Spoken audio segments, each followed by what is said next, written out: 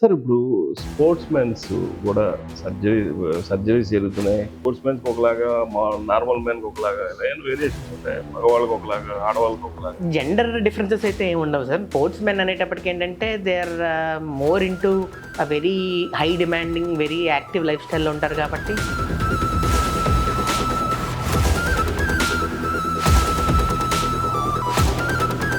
Sir ఇప్పుడు జనరల్గా ఒక పేషెంట్ డాక్టర్ కన్వర్సేషన్ అనేది చాలా ఇంపార్టెంట్. రాజమండ్రిలో హిలియాస్ హాస్పిటల్లో రఘు గారి దగ్గరికి వెళ్తే ఏదో ఒక దగ్గర సంబంధం ఉన్న వాళ్ళతో మాట్లాడిన ఫీలింగ్ వస్తుంది అని అంటారు. ఏంటి సార్ అది స్పెషల్ మీ దగ్గర? Patient always comes to us with pain. అంటే పూర్వం లాగా ఏదో రూడ్గా, ర్యాష్గా పేషెంట్తో మాట్లాడడం it's a very bad behaviour.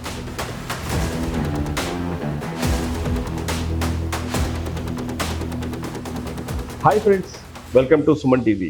ప్రస్తుతం మనం ఏదైతే ఎముకలు బలహీనత అనేది చాలా ఎక్కువగా వినిపిస్తున్నటువంటి అంశం. దీనికి సంబంధించి రాజమండ్రిలో హిలియాస్ హాస్పిటల్లో చీఫ్ సర్జన్ డాక్టర్ రఘు గారితో మనం ఇప్పుడున్నాం. మరి ఎముకలు బలహీనత, అలాగే ఏదైతే ఎందుకు వస్తాయి, అసలు ఏం చేయాలి, ఎముకల బలం పెరగాలంటే ఎలాగా, జాయింట్ రీప్లేస్మెంట్స్ కానీ, సర్జరీస్ కానీ, వీటన్నిటిని కూడా చాలా ఫేమస్ ఇక్కడ రాజమండ్రిలో డాక్టర్ రఘు గారు అంటే అందరికీ తెలిసిన వ్యక్తి. నమస్కారం సార్. నమస్తే సార్. ఎలా ఉన్నారు? ఫైన్ సార్, ఎలా ఉన్నారు మీరు? ఫైన్. సార్ ఇప్పుడు జనరల్గా ఒక పేషెంట్ డాక్టర్ కాన్వర్సేషన్ అనేది చాలా ఇంపార్టెంట్. రాజమండ్రిలో హిలియాస్ హాస్పిటల్లో రఘు గారి దగ్గరికి వెళ్తే ఏదో ఒక దగ్గర సంబంధం ఉన్న వాళ్ళతో మాట్లాడిన ఫీలింగ్ వస్తుంది అని అంటారు. ఏంటి సార్ అది స్పెషల్ మీ దగ్గర? అంటే ఐఎమ్ ఆల్వేస్ గ్రేట్ఫుల్ అండి to all my patients. First thing ఏంటంటే సార్, నేను హైదరాబాద్లో పీజీ చేశాను.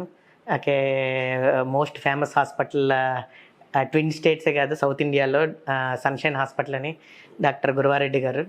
ఓకే, వెరీ సీరియస్లీ అండ్ ఆయన అంటే ఒక ఇమెన్స్ గౌరవం మాకు. నేను జాయిన్ అయినప్పుడు చాలా క్లోజ్గా మూవ్ అయ్యామండి సార్తో. సో సార్ కింద నేను ఫస్ట్ పోస్ట్ గ్రాడ్యుయేట్ ఆయన దగ్గర డిఎన్బి కింద. సార్తో క్లోజ్గా మూవ్ అయ్యేటప్పుడు సార్ ఏమనేవాడంటే, సర్జరీలు నేర్చుకోవడం అనేది స్కిల్. ఓకే, అది ఒకరికి నేర్పిస్తే రాదు. స్కిల్ అనేది ఎవరికి వాళ్ళు ఇండివిజువల్గా డెవలప్ చేసుకుంటారు. ఆయన ఎప్పుడు ఏమన్నాడంటే, నేను నీకు నేర్పించేది ఏమైనా ఉందంటే పేషెంట్స్తో ఎలా మాట్లాడాలి. ఎందుకంటే ఆయన అనేవాడు, ఇప్పుడు రాజమండ్రి నుంచో, లేకపోతే భీమవరం నుంచి, లేకపోతే కాకినాడ నుంచి, అక్కడి నుంచి పేషెంట్ హైదరాబాద్కి ఎందుకు వస్తున్నాడు అంటే, నేను ఏదో సూపర్ సర్జన్ అని కాదు, సర్జరీలు చాలామంది బాగా చేస్తారు. ముందు ఆ సర్జరీకి వెళ్ళడానికి ముందు నా దగ్గరికి ఎందుకు వస్తున్నారు అంటే, నేను వాళ్ళందరికన్నా బాగా మాట్లాడతాను. ఓకే, సో ఆయన ఆ రోజు అన్న మాట నేను నా లిటరలీ మైండ్లో ఎచ్ చేసుకున్నాను. అసలు దట్ ఈస్ లైక్ అంటే biggest advice anybody can ever give. ఎందుకంటే patient always comes to us with pain. అంటే పూర్వం లాగా ఏదో రూడ్గా, ర్యాష్గా పేషెంట్తో మాట్లాడడం it's a very bad behaviour. అంటే ఇప్పుడు మనం యూఎస్లో చూస్తూ ఉంటాం, అంటే డాక్టర్ ఎంతటి వాడైనా సరే హీ కెన్ బి ఎనీథింగ్. చాలా డౌన్ టు ఎర్త్గా ఉంటారు, వెరీ హంబుల్. ఓకే, పేషెంట్ అంటే ఏదో సొంత పిల్లల్లాగా చూసుకుంటారు. నేను నిజంగా నేను అంటే ఆ కార్పొరేట్లో పనిచేసిన తర్వాత, దట్టు మా సార్ దగ్గర పనిచేశాక అది ఫస్ట్ నేర్చుకున్నా. Nice to the patient, be very nice, show some empathy to the patient. That is a big thing for any doctor. అంటే నేను నా స్టాఫ్ కూడా చెప్తాను, if you want to learn anything, okay, this is the first thing you have to learn. Okay, as a doctor show empathy, skills always come second. Okay, you can be less skilled but you can't be less empathetic. So that is a big thing. Sir చెప్పండి, హిలియాస్ hospital, మనం ఏదైతే ఈ హాస్పిటల్లో మీరు చాలా surgeries చేస్తున్నారు, చాలా అసలు ఏంటి సార్, అసలు ఎముకల బలహీనత ఎందుకు వస్తుంది, ఎప్పుడు మనం జాగ్రత్తలు పాటిస్తే ఈ బారిన పడకుండా ఉంటాం? అంటే ఈ మధ్యకాలంలో ఎముకలు వీక్ అవుతున్నాయి అనుకోవడం కానీ, లేకపోతే ఎముకల ఆర్థరైటిస్ అనేవి కానీ ఎక్కువ అవుతున్నాయి. అంటే పూర్వం 60ల తర్వాత చూసే సిమ్టమ్స్ ఇవన్నీ కూడా ఇప్పుడు చాలా యంగ్ ఏజెస్లో చూసేస్తున్నాం. అంటే చిన్నపిల్లల్లో కూడా ఎముకల వీక్నెస్ అనేది చాలా ఎక్కువ కనిపిస్తుంది. దీనికి చాలా కారణాలు ఉన్నాయండి బ్రాడ్ స్పెక్ట్రంలో. బట్ మోస్ట్ కామన్గా చూసుకోవాల్సింది ఫస్ట్ డైట్ అని చెప్పుకోవాలి. డైట్లో చాలా వరకు మనం తీసుకునే ఫుడ్ హ్యాబిట్స్ పూర్వంలాగా ఉండట్లేదు. ఈ junk food, processed foods, canned foods ఇలాంటివన్నీ ఎక్కువైపోతున్నాయి. వీటిల్లో ఎడిటివ్స్, ప్రిజర్వేటివ్స్ ఇలాంటివి యాడ్ చేయడం వల్ల చిన్నపిల్లల్లో కూడా చాలా ఎక్కువ చూస్తున్నాం బోన్ వీక్ అయిపోవడాలు ఇవన్నీ. అంటే మేము చాలా చిన్న చిన్న పిల్లల్లో ఫ్రాక్చర్లు అయ్యి వాళ్ళకి ఆపరేట్ చేస్తున్నప్పుడు మాకే అనిపిస్తుంది ఏంటి ఇంత చిన్నపిల్లడికి ఇంత వీక్గా ఉంటున్నాయి బోన్స్ అని. అండ్ చిన్నపిల్లల వరకు తీసుకుంటే ఫుడ్డే కాకుండా రెండోది వైటమిన్ డి లోపం అనేది చాలా ఎక్కువ పెరిగిపోతుంది. ఇప్పుడు మీ ఏజ్లో మా జనరేషన్ అప్పుడు అట్లీస్ట్ బయటికి వెళ్ళి ఆడుకోవడం, ఎండకి ఎక్స్పోజ్ అవ్వడం అనే కాన్సెప్ట్ ఉండేది. ఓకే, ఒక సండే అయినా వెళ్ళేవాళ్ళం. బట్ ఇప్పుడు అది కూడా తగ్గిపోయింది. ఎక్కువసేపు పిల్లలు స్కూళ్ళల్లో గ్రౌండ్స్ ఉండట్లేదు. ఎక్కువసేపు అండర్ దాన్ని ఏమంటారు రూమ్లోనే ఉండిపోయి, ఏసీ రూమ్లో ఉండిపోయి, సో ఇలా ఉండిపోతున్నారు. దీనివల్ల వైటమిన్ డి లోపం అనేది కూడా చాలా ఎక్కువ ఉంటుంది. That is one of the big reasons for ఈ ఎముకలు వీక్ అవ్వడానికి, విటమిన్ డి డెఫిషియన్సీలు, ఎముకల్లో తేడాలు రావడానికి కీ పాయింట్ కింద చూసుకోవచ్చు పిల్లల్లో. కొంచెం అడల్ట్హుడ్లోకి వచ్చేటప్పుడు కూడా సిమిలర్గా ట్రాన్స్లేట్ అవుతుంది. ఎందుకంటే పెరిగే కొద్దీ కూడా ఇప్పుడు అందరికీ సాఫ్ట్వేర్ జాబ్లు, ఇప్పుడు మాలాంటి డాక్టర్స్ ఉన్నారనుకోండి 24 గంటలు ఈ రూముల్లోనే బందీగా ఉండడం. సాఫ్ట్వేర్లో ఉండేవాళ్ళు, గవర్నమెంట్ ఆఫీసులో చేసేవాళ్ళు చాలామంది కూడా బేసికల్లీ రూమ్లో అలా ఉండిపోవడాలు, సన్లైట్ ఎక్స్పోజర్ తగ్గిపోవడం, ఫుడ్ హ్యాబిట్స్ కూడా మారుతున్నాయి, ఫుడ్ నాణ్యత మారుతుంది, అన్నీ మారిపోతున్నాయి. సో వీటి వల్ల కొన్ని చేంజెస్ వస్తున్నాయి. That could be one big reason. రెండోది I think sedentary life style అనేది కూడా ఒక బిగ్ థింగ్ కింద చూసుకోవాలి. అంటే very few % of actual Indian population is basically into exercise. అంటే ఎక్సర్సైజ్ అంటే ఏదో పెద్ద పెద్ద వర్కౌట్లు అవన్నీ అవసరం లేదు, కానీ అట్లీస్ట్ కొంత kind of active life style అని ఉండేది పూర్వం. ఇప్పుడు యాక్టివ్ లైఫ్ స్టైల్ తగ్గిపోతుంది. అందరూ కూడా సెడెంటరీ లైఫ్ స్టైల్లోకి వెళ్ళిపోతున్నాం. సో ఇలాంటివి వల్ల కూడా బోన్స్ వీక్ అయిపోతూ ఉంటాయి. ఎందుకంటే బోన్స్ అంటే మన ఫుడ్లో అందరూ ఏమనుకుంటారంటే కాల్షియం తీసుకుంటే బోన్స్లోకి వెళ్ళిపోతుందని. అలా బాడీ అలా పనిచేయదు. ఓకే, మనం తీసుకునే దాన్ని వాడితేనే బోన్లోకి కాల్షియం డిపాజిట్ చేస్తుంది. అంటే హార్మోన్స్ కానీ, ఓకే, అదర్ థింగ్స్ కానీ అలాగే పనిచేస్తాయి. అంటే మనం వాడకాన్ని బట్టి అవి మనం తీసుకునే డైట్లో ఉన్న కాల్షియంని బోన్లోకి డిపాజిట్ చేస్తాయి. సో మనం ఓన్లీ అందరూ ఏమనుకుంటారంటే నేను కాల్షియం ట్యాబ్లెట్లు వేసుకున్నాను సార్ గత 10 ఏళ్ళగా, అయినా సరే బోన్స్ ఎందుకు వీక్గా ఉన్నాయంటే జస్ట్ బికాజ్ మీరు కాల్షియం ట్యాబ్లెట్లు తీసుకుంటున్నారు డజంట్ మీన్ ఆ కాల్షియం బోన్స్లోకి వెళ్ళిపోతుందని. So you need other hormones, you need that apt environment for the calcium to get deposit in the bones. So అది ఇప్పుడు చాలా వరకు మిస్ అవుతున్నాయి. సో మేము ఎక్కువ పేషెంట్స్కి అడ్వైజ్ చేసేది కూడా అదే. కొంత యాక్టివ్ లైఫ్ స్టైల్ మెయింటైన్ చేయడానికి ట్రై చేయండి. పెద్ద కాకపోయినా అట్లీస్ట్ సన్ తగిలేటట్టు వాకింగ్ చేయండి ఏదో ఒక టైంలో. సో కొంత లైఫ్ స్టైల్ చేంజెస్, కొంత డైటరీ చేంజ్ అవన్నీ కూడా హెల్ప్ చేస్తాయండి. సార్ ఇప్పుడు మీరు చెప్తున్నదంతా ఓకే, కానీ పూర్వం మనం బయటికి వెళ్ళి ఆడుకున్నా, ఒక దెబ్బ తగిలినా ఏమీ అయ్యేది కాదు. ఇంటికి వచ్చి మళ్ళీ నార్మల్ లైఫ్ లీడ్ చేసేవాళ్ళం. కానీ ఇప్పుడు ఆ పరిస్థితి లేదు.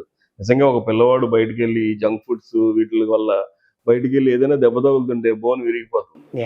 మరి అది వాటిని ఏం చెప్తారు? అంటే పిల్లల విషయంలోకి వచ్చేటప్పటికీ ఎప్పుడు పేరెంట్స్ని మేము ఇచ్చేస్తాం.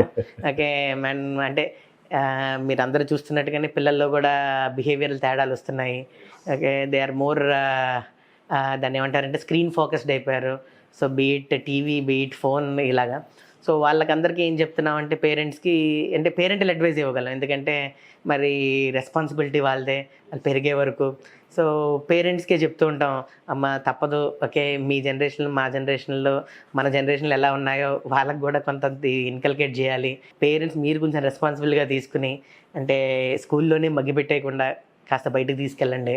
ఓకే, ఆడించండి. ఓకే, కొంత డైట్ మీద శ్రద్ధ తీసుకోండి.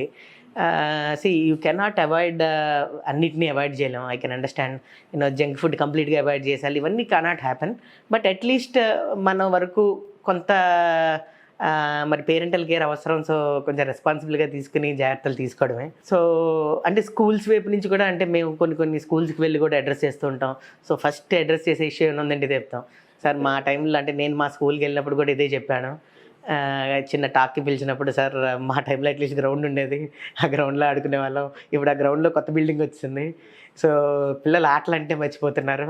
కొంచెం స్కూల్స్ వైపు నుంచి కూడా మీరు కూడా కొంచెం దృష్టి పెట్టండి.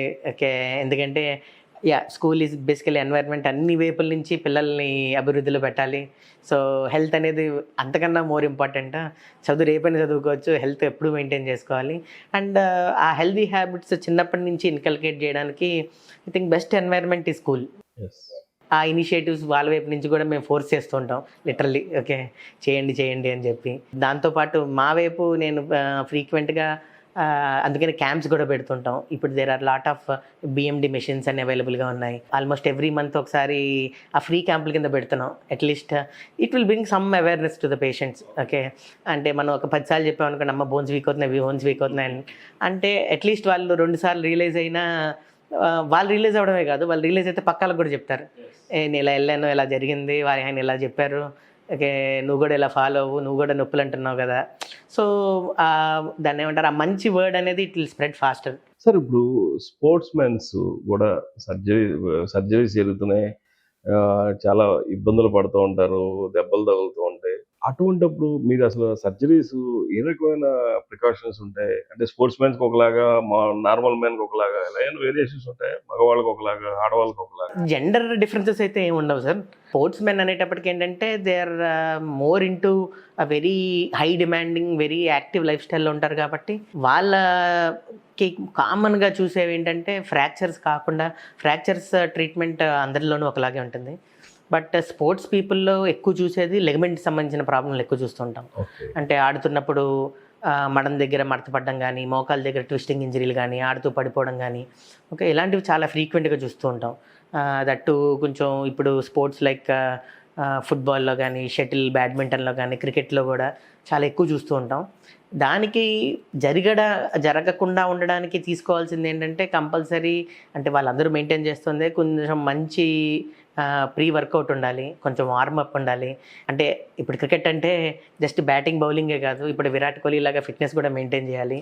సో దట్ మజిల్స్ ఎంత మంచిగా పనిచేసి, ఎంత సింక్రోనస్గా, ఎంత స్ట్రాంగ్గా ఉంటాయో అంత తక్కువ ఇంజరీస్ అయ్యే ఛాన్సెస్ ఉంటాయండి. సో వాళ్ళలో లిగమెంట్ ఇంజరీస్ అడ్రస్ చేసేటప్పుడు వాటికి కూడా అంటే రెగ్యులర్ పీపుల్ కన్నా కూడా కొంచెం బెటర్ సర్జరీస్కి వెళ్తాం. కొంచెం లిటిల్ కాంప్లికేటెడ్ అయినా సరే we try to add extra procedures, take extra precautions. Main అంతా ప్రోటోకాల్ అంతా కూడా రీహాబ్, అంటే మళ్ళీ సర్జరీ అయిపోయిన తర్వాత మళ్ళీ బ్యాక్ టు స్పోర్ట్ వెళ్ళడానికి ఏమేమి జాగ్రత్తలు తీసుకోవాలి, ఓకే దానికి చేయాల్సిన workouts. So that is all different league వాళ్ళకి.